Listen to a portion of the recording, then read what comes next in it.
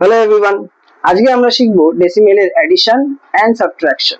Addition and সাবট্রাকশনে যতগুলো নাম্বারই থাক না কেন, আমাদেরকে খেয়াল রাখতে হবে পয়েন্টগুলো যেন একই লাইনে অ্যারেঞ্জ থাকে। যেমন এখানে আমরা যদি 2.53 লিখি, 7.8 লিখি এবং 3.478 এইভাবে লিখলি তাহলেই কিন্তু অ্যারেঞ্জ হবে। দেখো এখানে পয়েন্টগুলো কিন্তু ভার্টিক্যালি একই লাইনের মধ্যে পড়ছে।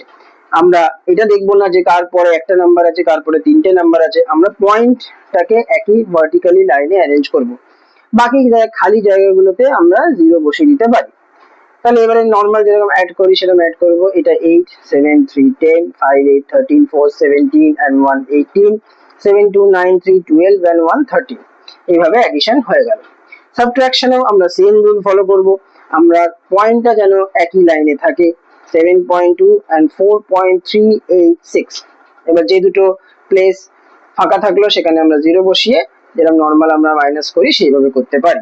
এটাকে মাইনাস করলে 10 থেকে 4 মাইনাস 6 মাইনাস করলে 4, এটা 9 হয়ে যাবে। 9 থেকে 8 মাইনাস করলে 1, এটা 11 হয়ে যাবে। 11 থেকে 13 মাইনাস 3 মাইনাস করলে 8 পয়েন্ট, এটা 6 থেকে 4 মাইনাস করলে 2। এইভাবে আমরা ডেসিমেলের অ্যাডিশন এন্ড সাবট্রাকশন করতে পারি।